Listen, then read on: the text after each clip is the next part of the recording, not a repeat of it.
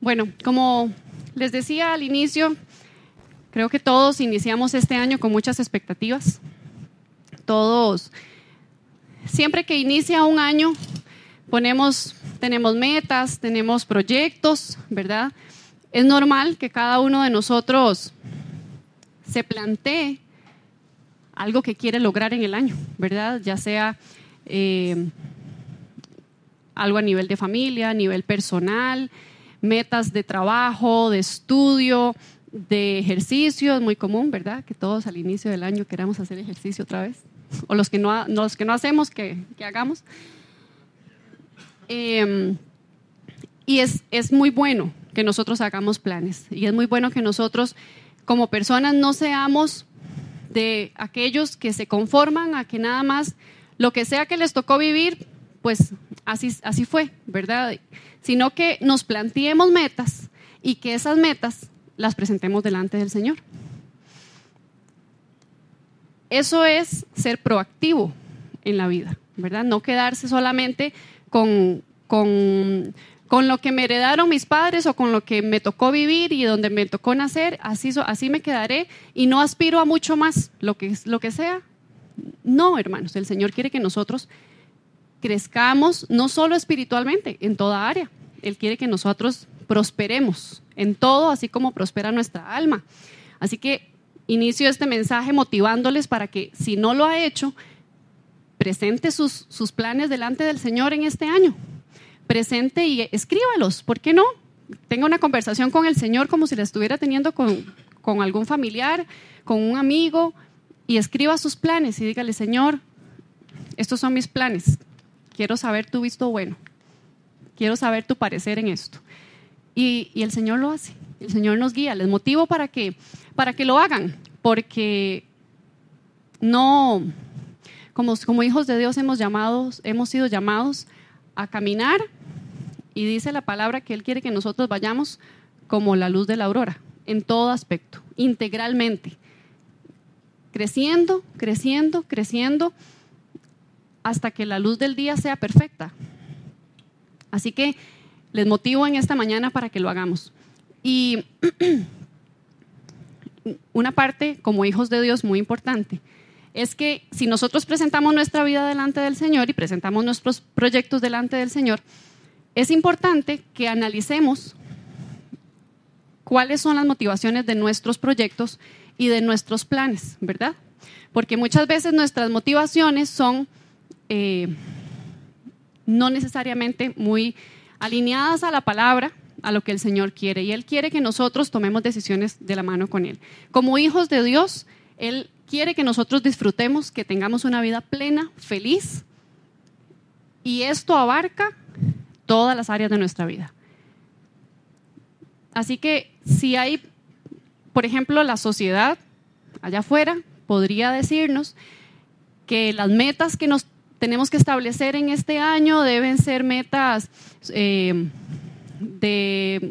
alcanzar un posgrado, de tal vez algo muy estresante como de que si no termino esto este año, soy un fracasado, ¿verdad? Tal vez allá afuera hay una presión en ese sentido, o tal vez en cuanto a la familia, por ejemplo, alguien que tal vez desee conformar un hogar, la sociedad allá afuera le dice: usted tiene que casarse este año, si no lo dejó al tren, o si no, usted ya no calza en este grupo, ¿verdad? O por el contrario, hay quienes están casados y la sociedad les dice: ¿para qué está casado? Mejor sea feliz, sea libre. Y tal vez tienen un matrimonio normal, con altibajos, como cualquier matrimonio, y la sociedad ya le dice: si usted no está feliz, divórciese. Hay muchas cosas que podría estarnos diciendo la sociedad que pueden ser nuestras metas para este año. Cosas vanas, tal vez, cosas materiales, solamente como enfocarse en el materialismo y en la parte de tener, de alcanzar, o tal vez de una autosatisfacción, ¿verdad? Alcanzar metas que solo sean porque yo me quiero sentir bien, yo quiero estar feliz. O tal vez agradar a otras personas, ¿verdad? Tal vez a veces queremos calzar en un grupo o calzar en la forma en la que las personas nos ven. Y muchas veces eso nos bombardea ahí afuera y nos dice, ustedes tienen que ser así, tienen que calzar en esto. Sin embargo, la palabra del Señor nos enseña que nosotros debemos buscar primeramente el reino de Dios y su justicia. Todas las demás cosas vienen por añadidura. Todo lo que Él sabe que nosotros necesitamos. Y por eso inicié el mensaje motivándoles a que presenten los planes y los proyectos delante del Señor. Porque este pasaje de buscar primeramente el reino de Dios y su justicia y todo lo demás viene por añadidura, podría tergiversarse en el sentido de que lo que sea que me llegue, eso va a ser. Y entonces tal vez podríamos caer en una mentalidad un poco vaga de no buscar al Señor, de no buscar el que Él complemente y guíe nuestros pasos y nuestros proyectos. Entonces, si nosotros nos santificamos y buscamos al Señor y buscamos el alinear nuestros planes a la voluntad de Dios, entonces estamos cumpliendo con esa palabra de buscar primeramente el reino de Dios y su justicia. Estamos buscando el que yo me acerco al Señor, busco el que Él me guíe, que Él sea el que dirija mis decisiones, que Él sea el que guíe mis pasos, y eso va a ir haciendo que mis planes se ordenen con los de Él. Vamos a enfocarnos hoy en una persona que tomó decisiones muy importantes. Y este mensaje es para motivarnos a nosotros a tomar decisiones de la mano del Señor, aunque las circunstancias no sean las más positivas en el momento en el que estamos viviendo. Les invito a que vengan al libro de Ruth, capítulo 1.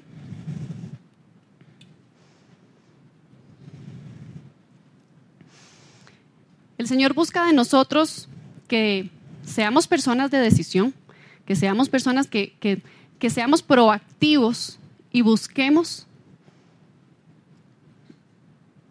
la voluntad de Dios, tomemos decisiones, que nos comprometamos con las decisiones que nosotros tomamos, que seamos fieles a Él, aunque sabemos que en esta tierra y en esta humanidad no lograremos la perfección ni ser fieles al 100% porque fallamos muchas veces. Sin embargo, el Señor conoce nuestro corazón y Él sabe cuando nosotros nos estamos esforzando. Aunque nos cuesta, nos seguimos esforzando por agradarlo a Él, en las cosas en las que Él demanda de cada uno de nosotros. Y que tomemos decisiones para vida eterna. Las demandas del Señor o lo que Él espera, tal vez de Aarón, no es lo mismo que espera de Pablo.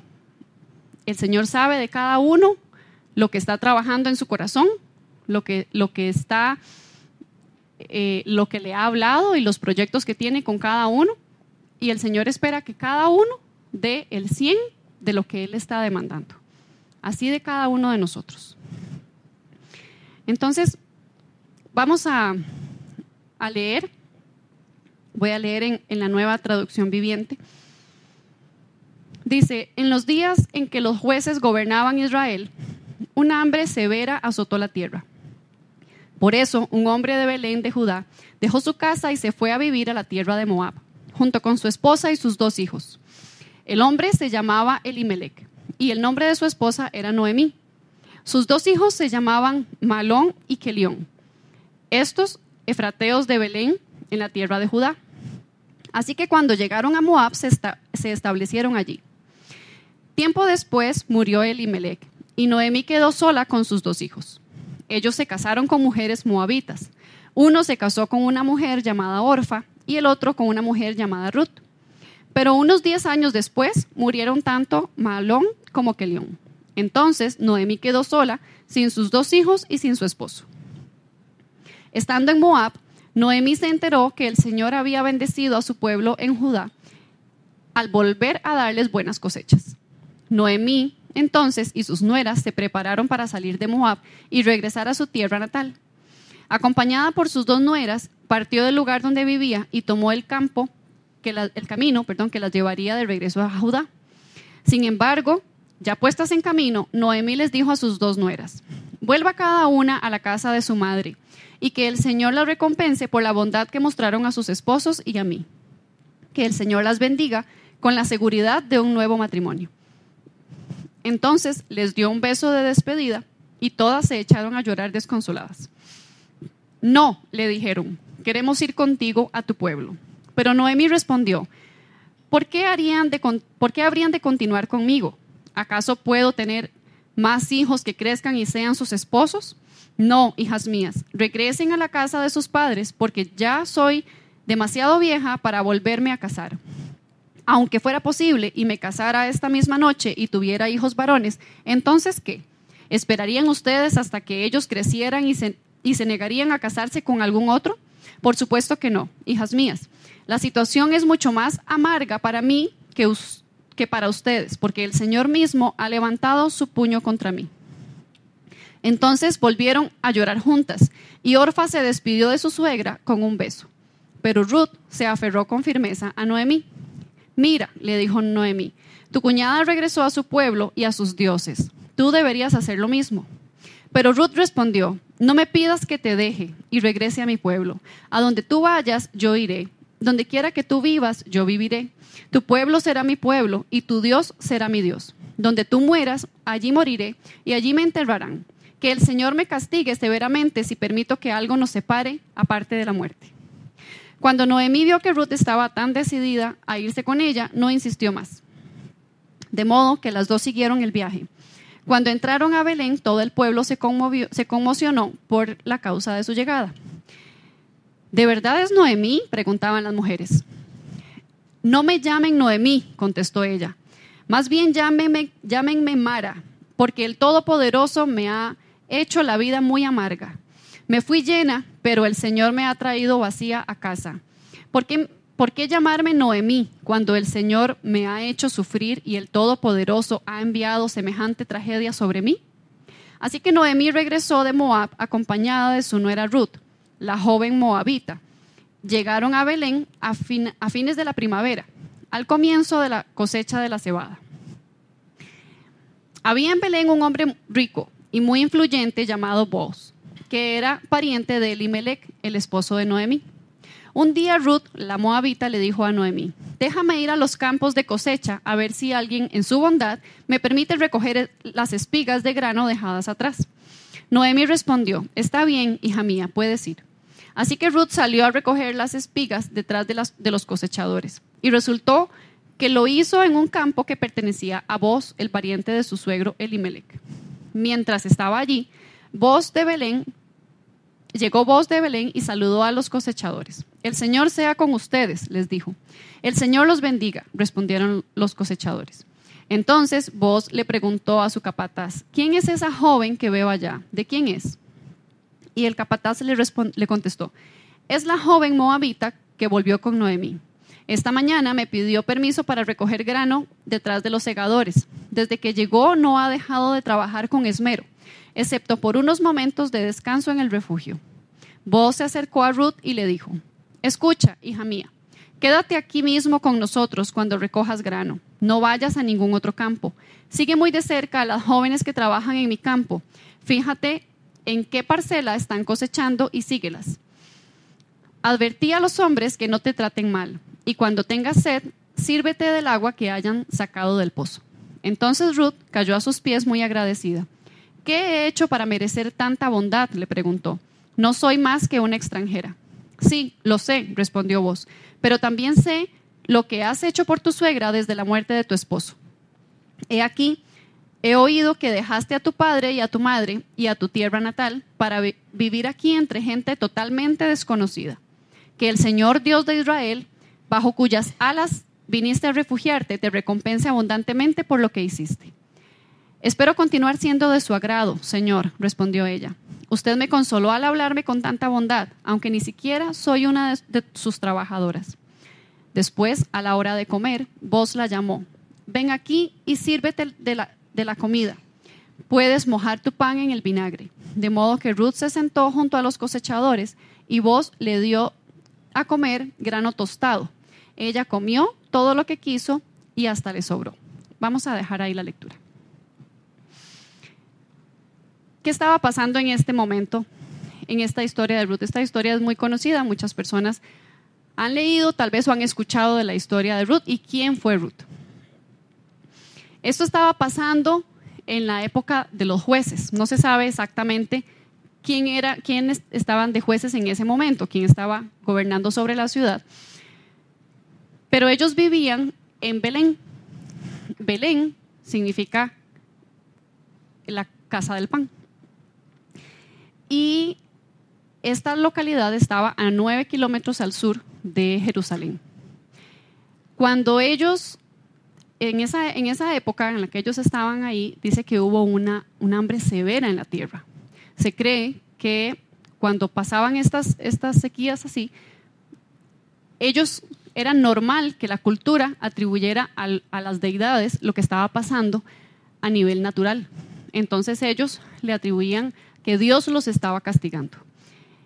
Y como era un pueblo que ya sabía lo que tenían que hacer, Dios les había dado las leyes, les había dado los mandamientos y demás, y ellos se habían alejado de eso, ellos sabían que había un trato de Dios sobre la tierra, por lo cual estaba pasando esta hambruna.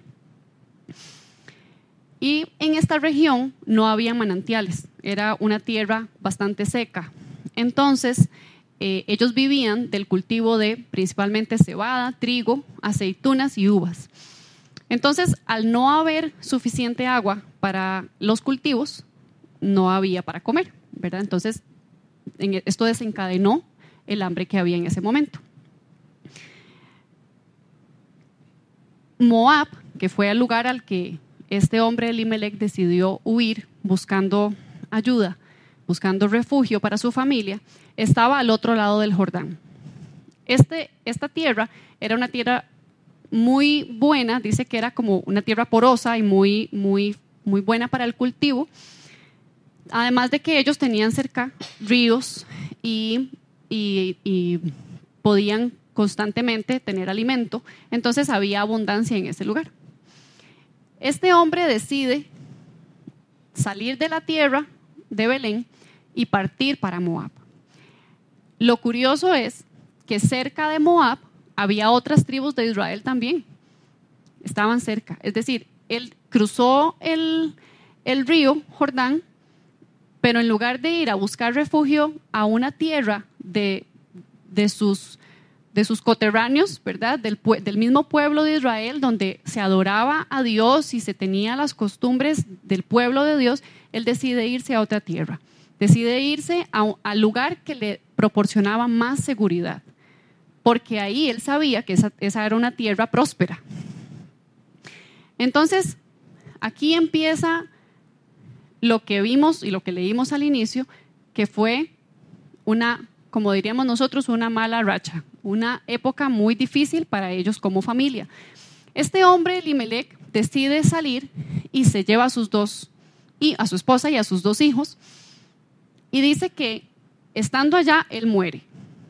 Y mueren unos años después, se calcula que unos 10 años después, mueren sus hijos también. Entonces esta mujer queda sola con sus 2 nueras en una tierra extraña, en una tierra que no es la suya, donde no se adora a Dios, donde se tienen otras costumbres, y quedó completamente sola, porque además sus nueras eran de ese lugar, ¿verdad? Dice que los hijos de ella se casaron con moabitas.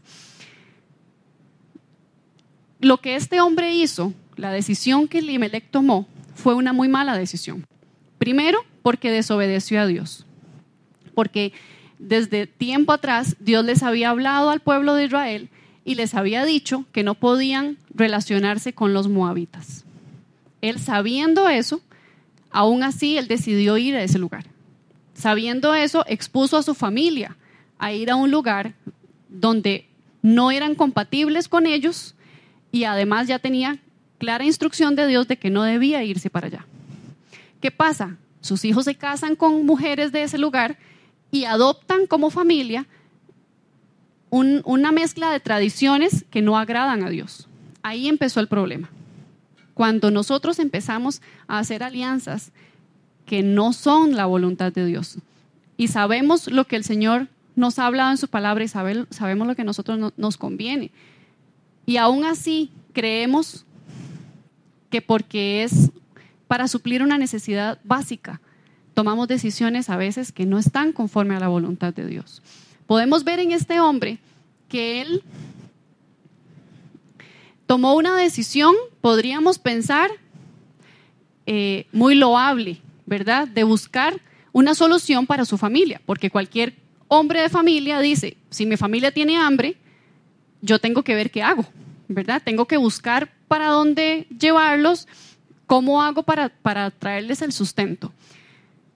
Sin embargo, este hombre, teniendo otras posibilidades de otros lugares, porque las tribus de Israel que también estaban al otro lado del Jordán, también eran tierras buenas porque de ese lado había más ríos y había más posibilidad de que se mantuviera la cosecha más constantemente. Aún así, él decidió irse a ese otro lugar. Entonces, introdujo a su familia en un caos. Si nosotros comparamos esto con nuestra vida, podemos aprender mucho de lo que no se debe hacer, ¿verdad? Podemos aprender que a veces cuando nosotros tomamos decisiones, si nuestras decisiones, por buenas intenciones que tengamos, no se alinean a la voluntad de Dios, puede ser un fracaso, puede ser una catástrofe para nosotros, y no solo para nosotros, para nuestra familia también. No sabemos a quiénes más puede afectar las decisiones que nosotros tomemos. Refugiarse en otras personas y no en Dios. Buscar el resolver las cosas a nuestra manera de primera entrada y decir, es que ya el hambre lleva 10 días y si Dios no contestó ya no va a contestar, yo tengo que ver qué hago. ¿Cuántas veces nos ha pasado esto a nosotros? ¿Cuántas veces estamos esperando una respuesta de Dios y si la respuesta no viene en el momento en el que que nosotros queremos que llegue esa respuesta, queremos ayudarle a Dios, ¿verdad?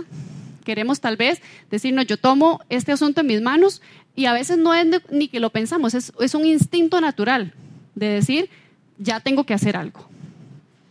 El asunto es que nosotros debemos guiarnos por la palabra del Señor. Debemos buscar primeramente el reino de Dios. Debemos buscar el consejo del Señor primero y que Él nos guíe en nuestras decisiones para que tengamos la seguridad de que vamos en buen camino. Una buena intención, por buena intención que parezca, nos podría estar alejando de un plan de Dios para nuestra vida.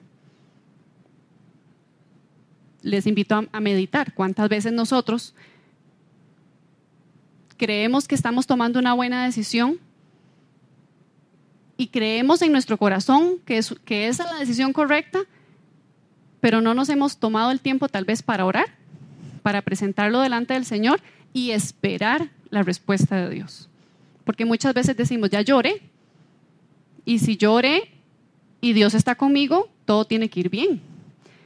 Pero muchas veces el Señor calla para que nosotros veamos dónde está nuestro corazón. Si nuestro corazón está en que se cumpla lo que nosotros queremos o en esperar con paciencia la respuesta del Señor, el tiempo de Él para nosotros. Ahora, esta situación desencadenó en ellos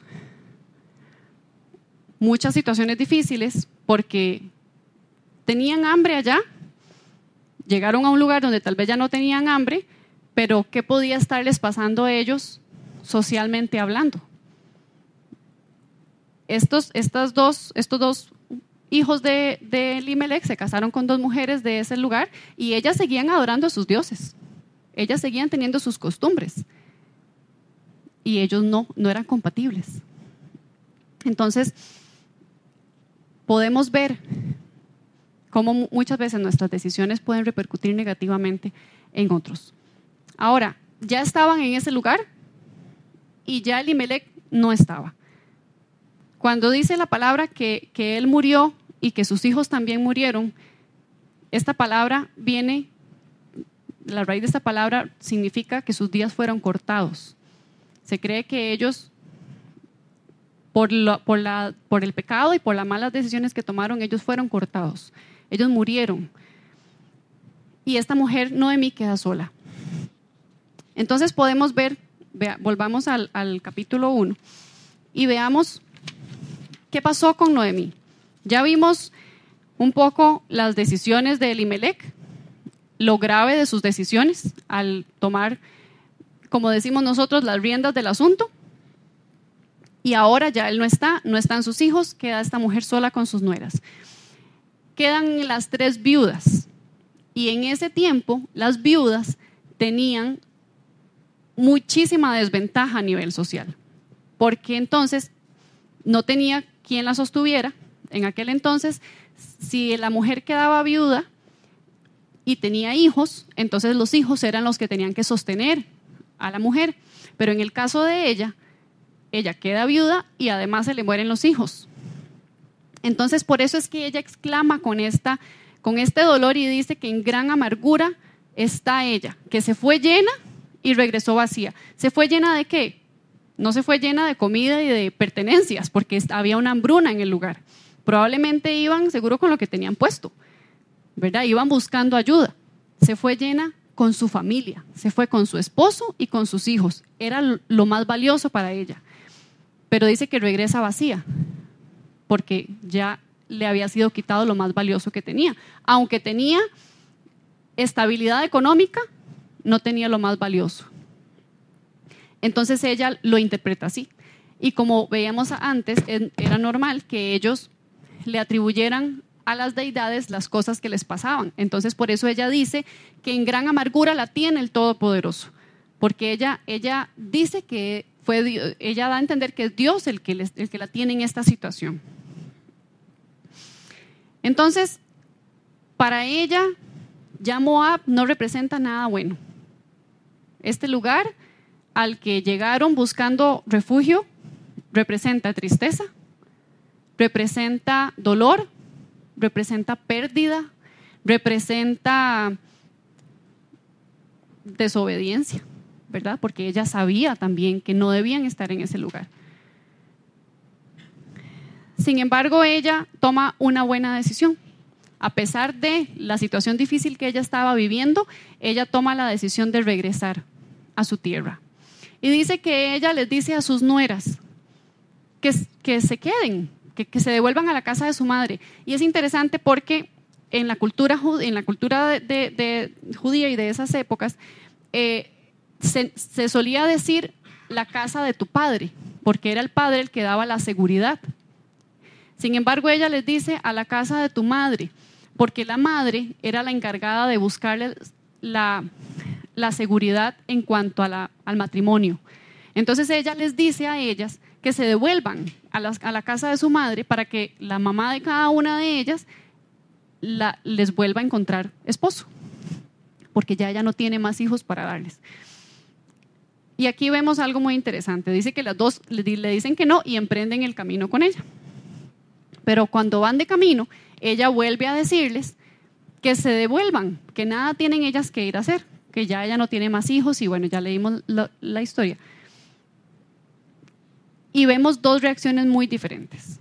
Primero, las 2 mujeres le dijeron, no, nosotras vamos contigo. Pero a la mitad del camino, cuando ella les vuelve a decir, Orfa le da un beso, llora, porque muy probablemente había un afecto, un amor, ¿verdad? Llora porque se tenía que separar, pero decide devolverse. Pero Ruth toma otra decisión muy diferente y decide continuar con su suegra. Dice que ellas llegan nuevamente a Belén, y Belén nunca ha sido, a pesar de que está muy cerca de Jerusalén, nunca ha sido una de las ciudades más pomposas, por decirlo así. Era una ciudad pequeña, se cree que en ese tiempo había alrededor de unos 200 habitantes, entonces era muy fácil que la gente se conociera y que la gente se dieran cuenta cuando alguien nuevo llegaba, ¿verdad? Entonces, dice que ellas llegan y la gente empieza a decir, esta no es Noemí, la que se había ido, la que tal y tal. Y esta mujer dice esta expresión de lo que había en su corazón. Había una gran amargura en su corazón. Y podemos pensar que era una amargura muy justificable. Había perdido a su esposo y había perdido a sus 2 hijos. Y ella dice, no me llamen Noemí, porque Noemí significa placentera.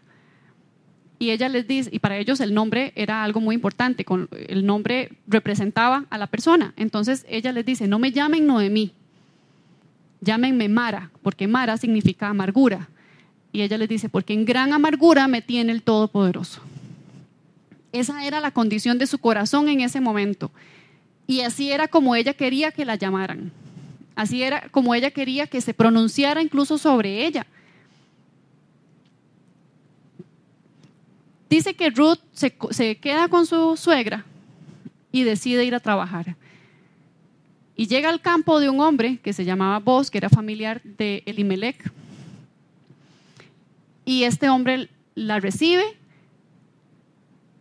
y le da no solo el que ella pueda trabajar ahí, sino que habla con los que están ahí trabajando y le dicen, dejen un poquito, cuando van recogiendo, dejen un poquito de espigas para que ella pueda recoger. Él es bondadoso, se muestra bondadoso para con ella. Y ella le dice una expresión muy interesante, y es que le dice que por qué él está teniendo ese trato para con ella, siendo ella extranjera, ¿verdad? Y él, en lugar de rechazarla o en lugar de tratarla como cualquier otra de sus siervas, él la bendice. Y aquí quiero que nos detengamos un momento para analizar lo que hizo cada uno de ellos. Había varios personajes en la historia que leímos, pero nos vamos a enfocar, ya vimos a Elimelech y las decisiones que él tomó y cómo afectó a la familia las decisiones que él tomó. Pero tenemos ahora a Noemí, tenemos a Ruth y tenemos a Boaz. Por difícil que parezca la situación, pongámonos por un momento en alguna situación que nosotros hayamos vivido muy difícil, una situación que tal vez hayamos perdido familiares, que hayamos tenido una desolación y algo que nos haya dolido en nuestro corazón. Una situación económica, una presión, un tiempo largo tal vez sin trabajo y no saber uno qué hacer. O lo que sea que usted haya vivido en algún momento. Por difícil que sea la situación, el Señor quiere que nosotros volvamos a casa, que nosotros volvamos a Él, que tomemos la decisión que tomó Noemí, que en lugar de quedarse en el lugar que le representaba la amargura y el dolor, la tristeza, que regrese a la casa del pan, que regrese donde le es dado el sustento para su vida. Ella buscó nuevamente su tierra, buscó nuevamente el lugar donde se adoraba a Dios, y ella muy probablemente llegó con una gran vergüenza, muy probablemente por todo lo que le había pasado. Pero el Señor quiere también a través de esto enseñarnos a nosotros cómo nosotros, indistintamente de la situación dura, difícil y tal vez hasta imposible que podamos pensar que estamos viviendo, que ya no se puede más, que ya no hay salida, que no hay ningún lugar por el cual nosotros nos podamos sentir mejor, el Señor nos dice a nosotros que Él quiere quitarnos la vergüenza, que Él quiere quitarnos el temor, que Él quiere quitarnos la amargura, que Él quiere quitarnos todo lo que nos representa a nosotros, esa situación que nosotros vivimos, el pasado. Ese dolor que tal vez en algún momento nosotros vivimos, así como lo vivió Noemí, ella, a pesar del dolor, ella no dijo, aquí me quedo y aquí me muero. Ella tomó una decisión de volver a su tierra, de volver a la casa del pan, de volver a Belén, de volver a sus costumbres, a su gente. Eso quiere el Señor que nosotros hagamos cada vez que nos encontremos en una situación difícil. Cada vez que nosotros estemos pasando por una situación de sequía, por un desierto, no nos dejemos morir ahí. Recordemos que nuestro Redentor vive y que Él nos sostiene, que Él no nos deja, que Él no nos desampara, que por dura que sea la situación, por difícil y por imposible que nos parezca a nosotros, a nuestros ojos humanos, Él no nos deja a nosotros. Nunca nos ha dejado ni lo va a hacer. Amén. Ahora, Ruth toma la decisión correcta.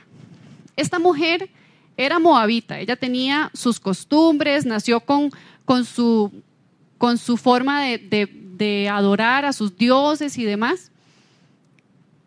Pero hay algo que a mí me llama mucho la atención, y es que Ruth vino a conocer a Dios a través de Noemí.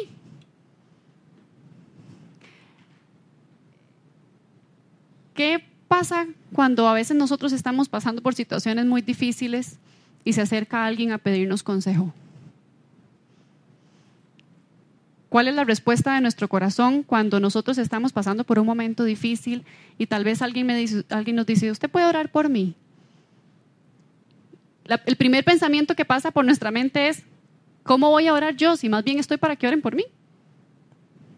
¿Verdad? Muchas veces nuestra primera reacción es escapar y decir, yo no puedo, no sé cómo orar, no sé qué hacer, y lo más que puedo hacer es que Dios la bendiga. Y suelto en llanto, porque tal vez estoy pasando una situación muy dura. Pero esta mujer Ruth vivió años con Noemí, y en esos años que ella vivió con Noemí, algo tuvo que haber visto para que ella tomara esa decisión. Nuestra vida también es así. Aunque pasemos por valles, por desiertos, aún en medio de los valles y aún en medio de los desiertos, Dios nos quiere usar a nosotros para bendecir a otros. Aún en medio de las situaciones difíciles, Dios lo puede usar a usted y la puede usar a usted y me puede usar a mí para llevar y ser testimonio a otros. Muchas veces no es ni siquiera que nos lleva a predicar a un lugar o que nos lleva a hacer algo muy visible. Con nuestro testimonio, en medio de la situación difícil, con nuestra forma de abordar la situación, podemos impactar a una persona y que esa persona venga a los pies de Cristo. Cómo nuestra forma de conducirnos y de vivir debe ser siempre una que agrade al Señor, porque no sabemos en qué momento alguien allá afuera nos está viendo, un compañero de trabajo, un compañero de gimnasio, un compañero de la universidad, está viendo cómo nos conducimos nosotros a través de las situaciones diferentes que vivimos y dice, mira, esta persona, a pesar de, siempre demuestra que confía en Dios, en ese Dios que dice que ama. Nuestra vida es como una carta abierta. Y hay mucha gente allá que nos ve. Y a pesar de que Noemí no escondió su amargura, y podemos ver que ella misma lo dice, llámenme Mara, yo no soy Noemí. A pesar de eso, en los años antes de eso, ella pudo ser de testimonio para sus nueras, porque Ruth no iba a tomar la decisión que tomó porque voy a ir a pasear a Belén, a ver qué tal es ahí, si no me devuelvo. No, ella estaba muy resuelta en ir. Ella tomó una decisión firme y lo vemos aquí. Quiero que lo leamos juntos en el capítulo 1, en el versículo 16. Dice, pero Ruth respondió, no me pidas que te deje y regrese a mi pueblo. A donde tú vayas, yo iré. Donde quiera que tú vivas, yo viviré. Tu pueblo será mi pueblo y tu Dios será mi Dios. Donde tú mueras, allí moriré y allí me enterrarán. Que el Señor me castigue severamente si permito que algo nos separe aparte de la muerte. Esta mujer había tomado una decisión firme en su corazón de seguir a Noemí. Y muy probablemente era porque ella amaba a su suegra. Pero pongámonos un momento a pensar, también su mamá estaba ahí. También probablemente su familia estaba ahí, la familia de la casa de su padre. Ella pudo haber decidido, igual que la otra mujer, Orfa, devolverse. Y aquí podemos ver reflejados dos tipos de personas. Tal vez la persona tipo Orfa, que al inicio es un poco efusiva y dice, sí, Señor, yo voy a hacer y yo te amo y yo te voy a buscar y pasa un tiempo y después las situaciones de la vida o los momentos difíciles hacen que esa persona vuelva atrás. O las personas tipo Ruth, que a pesar de, se mantienen y toman una decisión firme y se comprometen con la decisión que tomaron. ¿Quién quiere ser aquí como Orfa? Cancelado en el nombre de Jesús. ¿Quién quiere ser como Ruth? De tomar esa decisión firme y decir, Señor, yo quiero ir en pos de ti. Yo quiero buscarte y que mi decisión no se la lleven el viento, las palabras queden ahí en el aire. Yo quiero que mi decisión sea firme por ti y que yo pueda, a pesar de mantenerme y permanecer, a pesar de que no veamos, porque nuestro caminar no es por vista, nuestro caminar es por fe, hermanos. Y muchas veces nosotros no vemos lo que queremos ver. Y muchas veces oramos y oramos por un largo tiempo y no encontramos respuesta. Y muchas veces parece como que el cielo se cerró o como que se hizo de bronce o estamos hablando en un idioma que Dios no nos entiende. A veces pasa eso, pero Dios nunca nos abandona. Dios siempre nos escucha, aunque a veces vengan los pensamientos de que Dios no nos escucha. El enemigo es especialista en hacernos creer que Dios no nos escucha. Y viene con mentiras a nuestra mente y a decirnos, ¿para qué sigue orando por esa situación? No ve cuánto tiempo lleva. Y nada pasa. Pero si usted y yo un día tomamos una decisión firme por el Señor y dijimos, Señor, yo quiero buscarte, yo quiero permanecer, yo quiero estar donde tú estás, a pesar de que no vemos, debemos mantenernos firmes en la decisión que un día tomamos. Debemos mantenernos firmes en decirle, Señor, aunque no te vea, aunque no te sienta, aunque nada se mueva a mi alrededor, yo seguiré creyendo y esperaré en ti. Y sabe que con eso usted le está haciendo la guerra al enemigo. Cuando usted decide creer, a pesar de que no vea, usted le está haciendo la guerra al enemigo. Porque no está claudicando y no está dejando que la situación lo envuelva, sino que usted está pasando por encima de la situación creyendo en Dios y no en una mentira del enemigo. Ruth decide con firmeza mantenerse y ella le dice, tu pueblo será mi pueblo y tu Dios será mi Dios. Y estas palabras que ella estaba pronunciando tenían mucho peso, porque ella muy probablemente no sabía, seguro había visto a Noemí en algún momento hacerlo, adorar a Dios, pero no sabía cómo era ya estando ahí en el lugar, con ese montón de gente que todo el mundo adoraba a un solo Dios. Y ella le iba a tocar hacer eso siendo extranjera, viniendo de un lugar completamente distinto. Y ella decide no solo lo que decidió en el camino, sino aún cuando llegaron, ella decide levantarse e ir a trabajar. Y esto nos enseña a nosotros que el Señor siempre está con nosotros, pero que a pesar de que las situaciones sean difíciles y sean duras, lo que estemos viviendo puede ser el momento tal vez más duro. Pero por difícil que sea, el Señor espera que nosotros seamos los que demos el primer paso. Él espera que nosotros seamos proactivos. Por eso les decía al inicio, propónganse metas este año y preséntenlas delante del Señor.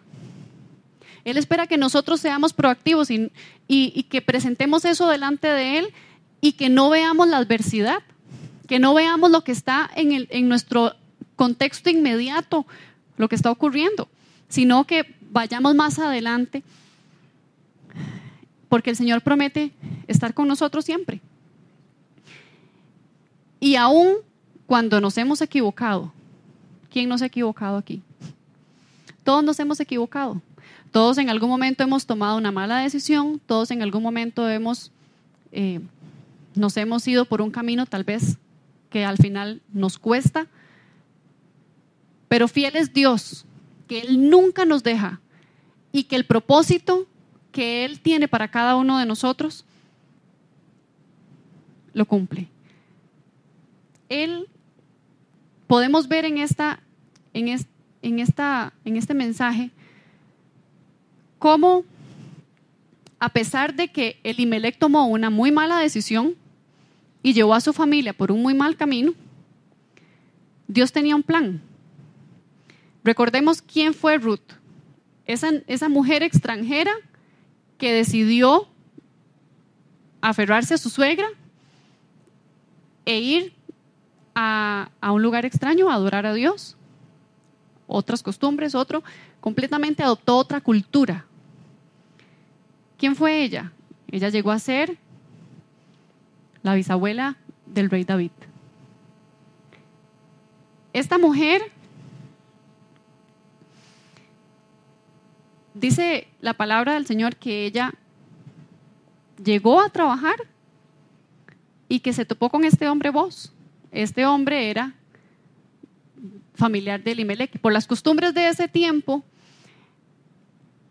se habla de redención en cuanto a que esta mujer había quedado viuda, Noemí, y necesitaba de alguien de su familia que le comprara la tierra para que ella pudiera volver a tener economía, porque estaba completamente sola. Entonces, en el contexto de este pasaje, esa expresión de redención se refiere a la parte económica, a la parte de la tierra. Entonces este hombre viene y dice que él va a redimir a Noemí.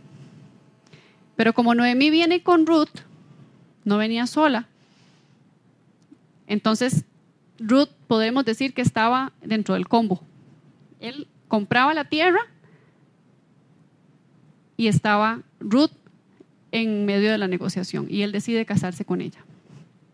Entonces no solo redime a Noemí comprándole la tierra y dándole otra vez una posición, porque viene a formar parte entonces de la familia nuevamente de él, sino que se casa con Ruth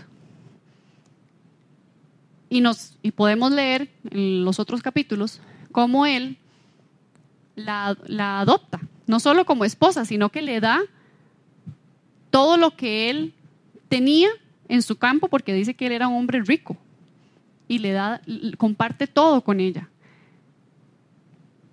Redime a las dos mujeres que venían viudas, solas, pobres, y esta mujer extranjera. ¿Qué similitud hay entre la acción de este hombre Boaz con nosotros? Este hombre es tipo de Cristo y de la redención, y representa la redención de Cristo para con nosotros. Como nosotros, siendo extranjeros, no mereciendo nada, no teniendo nada y tal vez muchas veces viniendo pobres, sin nada más que ofrecer, Él nos recoge y nos hace parte de su familia. Dice, les voy a leer aquí en el capítulo 2, dice que Boaz le dice a Ruth que se quede en el campo de él, que no vaya a otros campos. Y ella le dice que por qué él ha sido tan bondadoso con ella, si ella es extranjera. Y él le dice, sí, pero también sé todo lo que has hecho por tu suegra desde la muerte de tu esposo. Y la bendice y le dice que el Señor Dios de Israel, bajo cuyas alas viniste a refugiarte, te recompense abundantemente por lo que hiciste. Espero continuar siendo de tu agrado, respondió ella. Y después él le dijo, ven aquí y sírvete de la comida, pues puedes mojar tu pan en el vinagre. De modo que Ruth se sentó junto a los cosechadores y Boaz le dio a comer grano tostado y ella comió lo que quiso y hasta le sobró. Este hombre fue bondadoso con ella, pero no solo eso. Él le abrió la posibilidad de ser parte de su familia, le dio de comer, la invitó a que se sentara, cosa que eso no se hacía normalmente con los siervos, y una mujer que él no conocía y que venía llegando apenas. Y así es el Señor con nosotros. Él nos toma, muchas veces venimos muy golpeados, después de haber tomado muy malas decisiones tal vez, pero el Señor nos toma y nos dice, venga, yo lo recibo, yo lo limpio, yo le doy de comer. Así es como nos recibe el Señor a nosotros. Y eso es lo que Él espera que nosotros hagamos. Porque ella le dice que ella no merece eso. Pero viene con un corazón agradecido y dice que ella se inclina y le da las gracias. Dios tiene un plan de salvación para cada uno de nosotros. Pero no solo un plan de salvación, Él quiere que aquí en esta tierra usted y yo seamos felices, vivamos una vida plena, tengamos gozo en nuestra vida. Y aun cuando nosotros nos hemos equivocado y hemos tomado malas decisiones y tal vez estamos viviendo las consecuencias de malas decisiones, aún así el Señor está para nosotros. Aún así el Señor tiene sus brazos abiertos para recibirnos nuevamente, para transformar aquellas situaciones que nosotros podemos decir son imposibles de resolver. Usted sabe, muchas veces el Señor usa las situaciones para enseñarnos, para formarnos el carácter, para levantarnos, para moldearnos y al final cumple el propósito que tenía para nosotros. Él tenía un plan, porque el linaje de David y el linaje de Jesús tenía que existir. Y si vemos algo muy interesante, este hombre Boaz era hijo de Rahab, la ramera. Qué interesante que una persona que recibió la redención de Dios, porque Dios tuvo misericordia de esa mujer, de Rahab.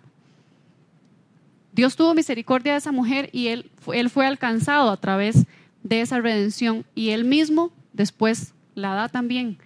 Y es bondadoso para con Ruth, siendo también extranjera y siendo una mujer que no merecía. La redención del Señor está para cada uno de nosotros. Y quiero invitarles a que cierren sus ojos y meditemos en lo que el Señor ha hecho por nosotros. Que meditemos en cómo ha sido nuestra vida.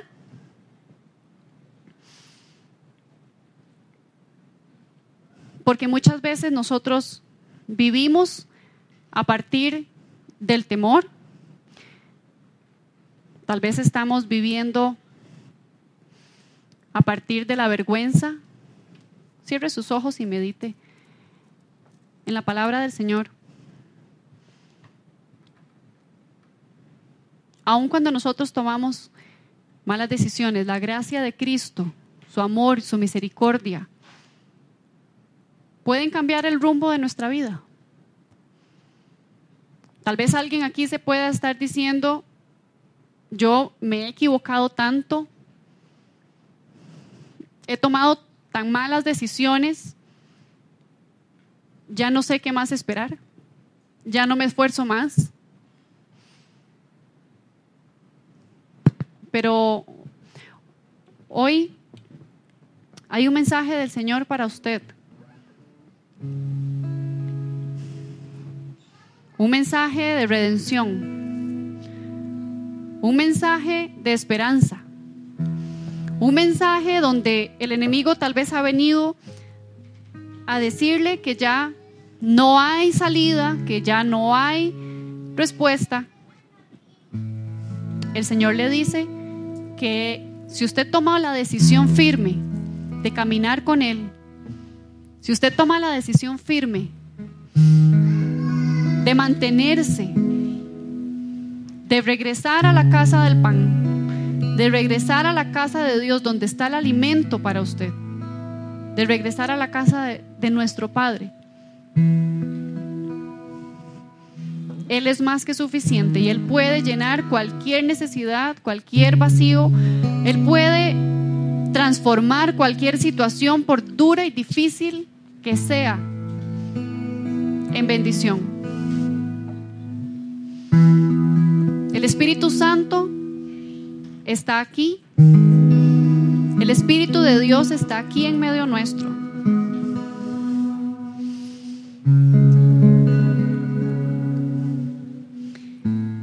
Y Él quiere que nosotros tomemos esa decisión como la tomó Ruth, de decirle: tú serás mi Dios. De decirle: Señor, sé el Señor de mi vida, el que guíe mi vida, el que guíe mis pasos.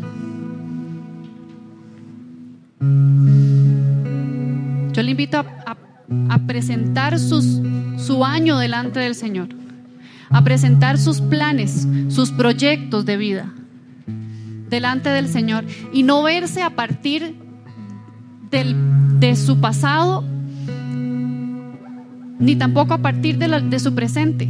Véase a partir de la sangre de Cristo, esa sangre que pagó el precio más alto por usted y por mí,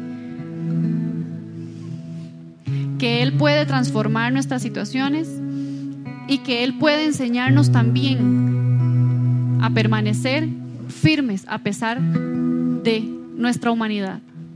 A pesar de nuestra humanidad, porque no es en nuestras propias fuerzas.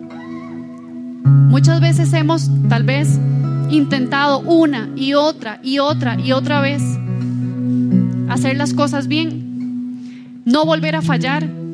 ¿Cuántas veces nos hemos propuesto: no, esta vez sí lo voy a lograr, esta vez sí yo voy a poder, pero lo volvemos a hacer en nuestras propias fuerzas? Y hoy el Señor nos dice: ya no lo hagas más en tus propias fuerzas, es en el poder de mi Espíritu, es en el poder del Espíritu Santo como nosotros podemos verdaderamente cambiar el rumbo de nuestra vida. Es con la ayuda del Señor que nosotros podemos dejar atrás el pasado, dejar atrás la culpa, dejar atrás la vergüenza, el temor y todo aquello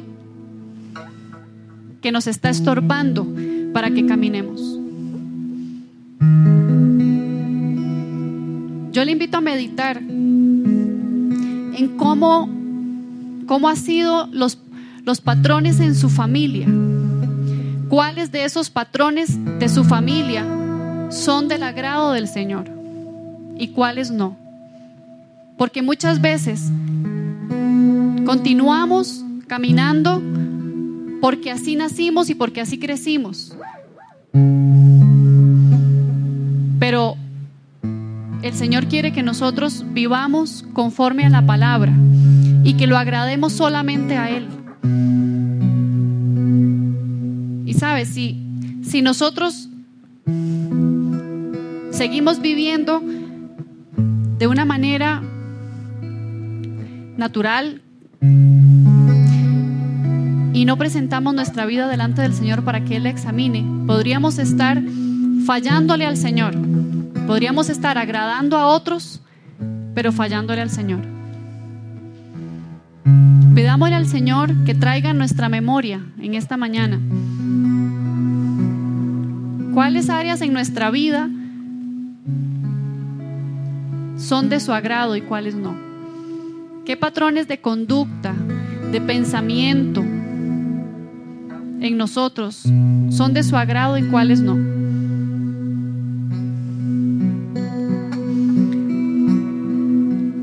Que no seamos como este hombre Elimelec, que ante la primera adversidad tomó la decisión en sus manos. Pidámosle al Señor que nos fortalezca para que nuestra confianza esté verdaderamente en Él.